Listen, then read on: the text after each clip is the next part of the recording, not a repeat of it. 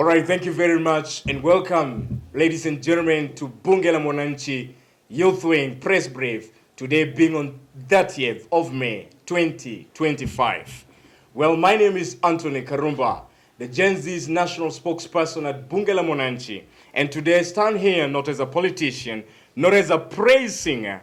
I stand here as a child of the land, a witness to its broken promises, and a voice of a generation that is done being polite.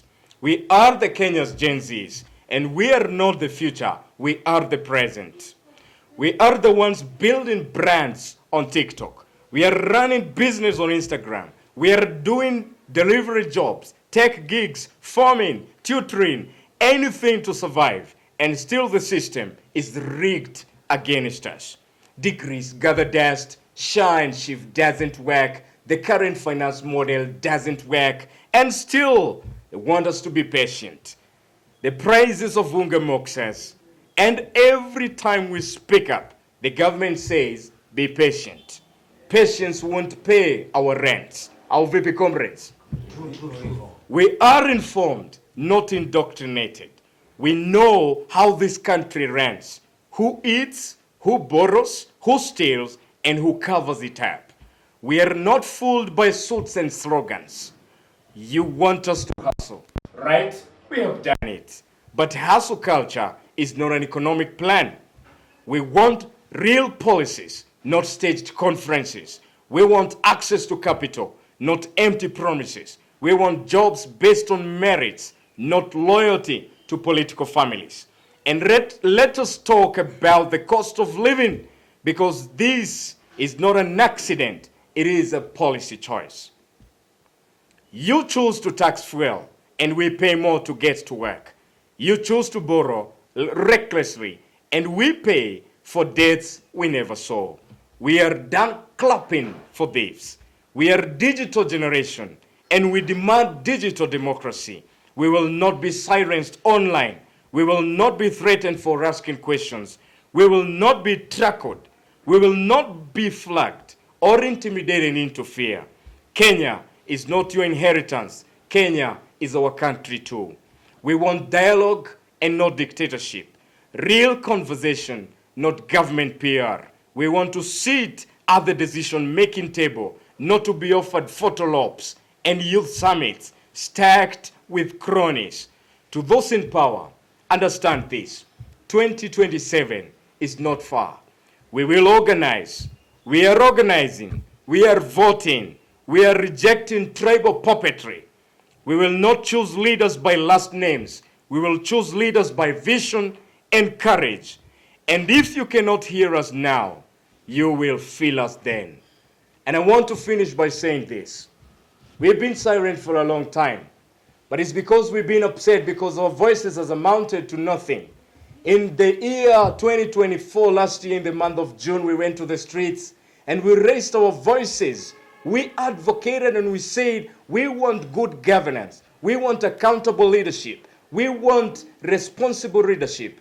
Leadership that has no corruption. We want a governance. We want a country that is free from tribalism.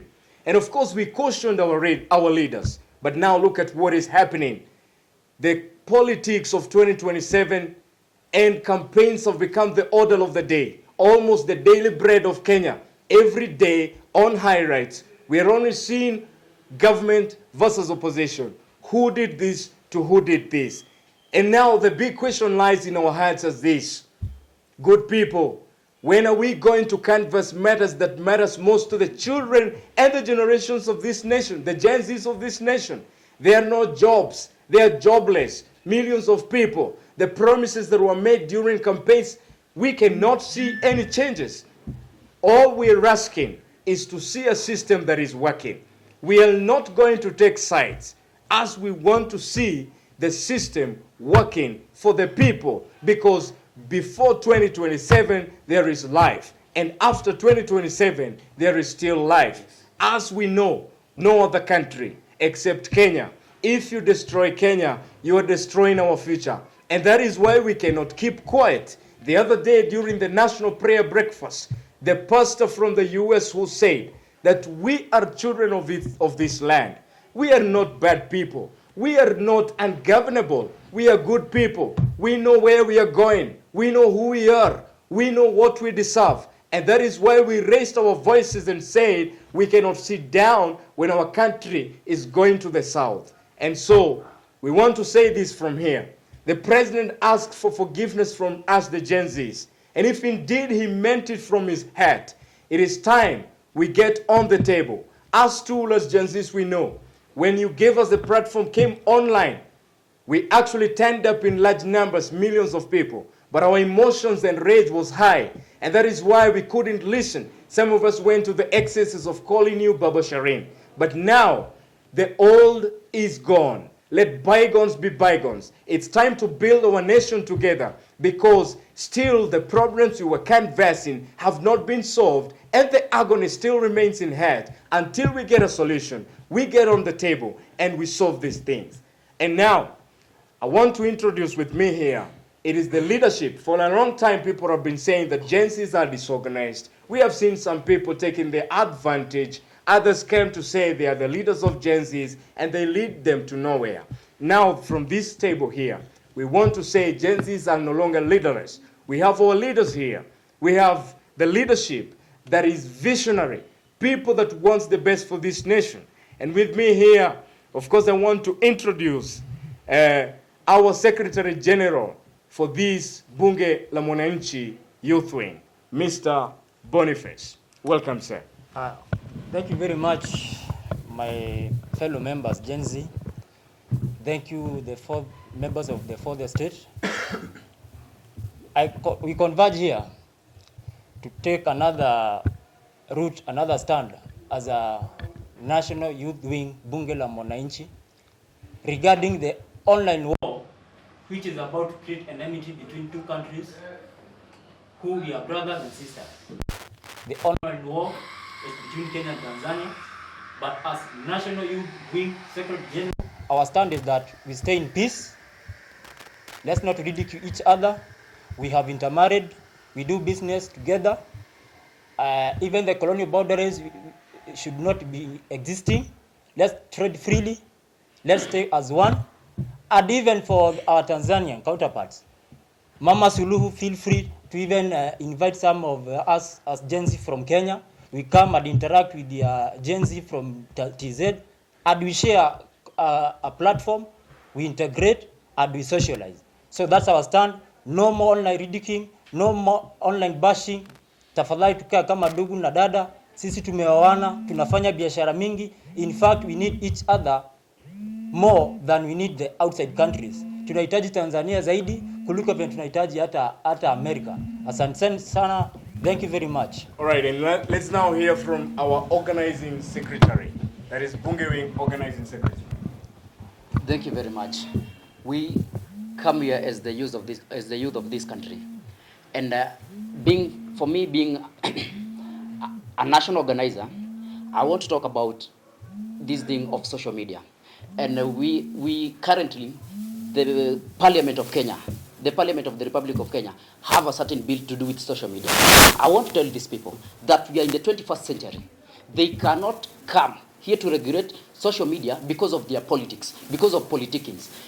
It is not just for an MP, a whole MP, Beatrice Elachi, telling us the reason why we need to regulate our social media. It is because she has been receiving photos, naked photos from our youth. No, it is just because of politics, and we cannot shut our social media at this generation because we're the internet generation, and we are telling these MPs and these MPs and our president that we are here waiting for you.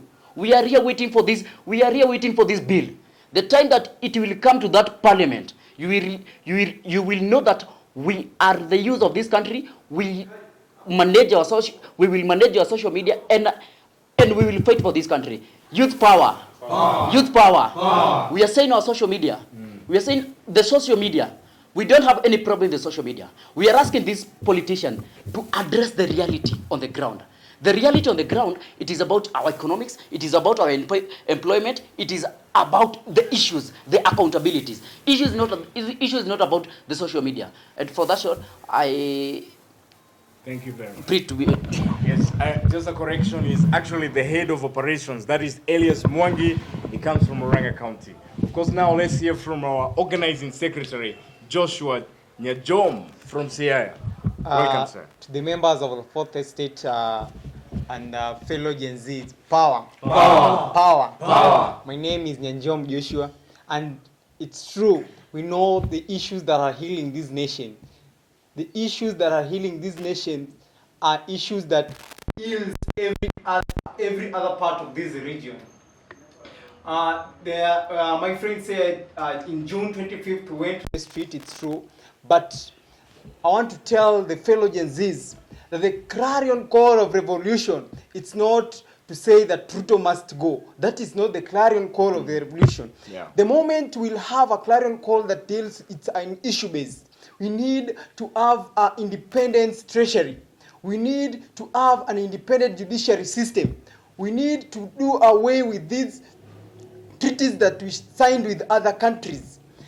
We know, as we are speaking today, Kenya is the largest exporter of mango, but imports a mango juice. Between mango and mango juice, which one has a more added advantage? We are seeing that our country, the policies that the politicians are making are not favoring us. That's why today, youths of this country are struggling to get jobs. But it's not because that the government cannot provide the jobs to the youth. It's because the treaties that we signed with other countries like Britain are the ones that are affecting Kenya. We are seeing the other issue that today in Kenya, politicians are saying that because we're in government, we're going to enjoy resources from the government. How about those people who are coming from Choni? How about those who are not presented in this government? So now we are telling Gen Zs, this time we're going to vote not by looking at where the person is coming from, but by looking at the track record of the individual. Anybody who will meet the track record of a common Mwananchi is that person that has the Gen Z we're going to support. Thank you. Thank you very much. And now, ladies and gentlemen, let's hear from John Murima, who is actually our head of communication. Comrades. Yes. Comrades power. Comrades power. Viva la revolution. Viva! This is not an era of silence. This is the age of defiance. We, the youth of this republic, not bought, not bribed, and never blind. We stand firm with an unshakable voice of the people. We are not the elite. We are the common people. We understand the streets in Githurai. We understand the streets in downtown. And we are saying that we are coming here. We gather here with clean hands and a clear purpose. They think that we are disorganized. We are not. They think we are angry. It is because we see through their lies. They say that we cannot be silenced. And that is true. It is because the truth does not kneel. We are the Bunge la Wananchi Youth Wing. We are the megaphone of the streets, the pulse of the hungry, and the torch of the generation that is left behind. We are not fighting for inclusion only. We are fighting for transformation. Not tomorrow, today, now. So let it be known from the halls of parliament to the back streets of Githurai that the youths in this country are awake. The fire is already lit, and history will remember in this country who stood with its children and who killed its children. So, viva comrades! Viva! Viva comrades! Viva! Thank you very much. And of course, thank you very much. You've heard from leadership, and of course, we have various leadership. Of course, you can see behind me here, we have, of course, I just want to give you a chance, at least you have, right? We have the Kutuni from Washington Gishu. That is actually our head of security. We also have grassroots mobilizer, who is Willie Minor. Willie Minor, thank you very much. He's from Nairobi. We also have, of course, our head of hospitality and all these things. That is Calvin Esonga. And of course, the entire people. Calvin Esonga is from Kakamega. Yeah. And we also have our head of registration, who is Paul Kaduku from Kitui. All right. And of course, everybody you see here, this is now the way to go. And I want us to do this. There are some people who are bogus and spurious Gen Z. Some of them we came to realize, likes of Kasmuel, is a millennial who who has expired but wanted to mislead the generation. Nikisema Kasmuel, tunasema ashindwe. Kasmuel, ashindwe. Morana Kibaso, ashindwe. And from today, this is the way to go. Good people, I want to tell you, those who are in leadership as I finish. We as Gen Zs, like for instance, Mr. President, we don't hate you. We love you very much. The same way we love our country. We are patriots of this nation. And that is why we always tell you the truth. There are millions of people today from Western. They are sugarcane. They have a very fertile, very, very fertile land. The sugarcane is there, but the market, there is no market. No way Kenya can be importing sugar when we have people and farmers there who are zealous enough, and if empowered, we can take our economy to the next level. If you come to here in the Mount Kenya, we have tea, we have coffee. When are we going to canvass matters that the real issues affecting our people? Because the market for coffee, farmers are waiting for it. Wakes up every morning, very early in the morning, in chills, so that they can, labor in those farms, expecting the yields. But then they are frustrated by the people we have entrusted with the leadership. And that is why we as the children of this nation, we have stood out strongly, audaciously, boldly, saying we will not be intimidated, but we are articulating things that affects our nation most. And I want to tell you, today we have diverted the attention into politics every day. But good people, it's about time we talk about things that matters to our nation. Let us put a pause to all these tribal divisions and all these things happening in our nation today. We don't want to hear every day, oh, we have this team, people from this region, people from this coming together. All we want is to see and to come up with a plan. And of course, as we have said here, it is not about time to tell us you are from this region. Tell us this is the blueprint you have. If you're challenging the economy and you feel you have the best mechanism that can revive and heal our nation's economy and bring a good economical climate, then be there, come on board, tell us this is the plan you have for Kenya. Otherwise, ladies and gentlemen, thank you very much. And I want us to finish by saying this. We are the people. This is our time. We are the people. This is our time. Gen Z, sort of Kenya, we are the people. This is our time. Not just online. On the front line. Not just online. On the front line. Thank you very much, members of the fourth estate. Thank you. Thank you.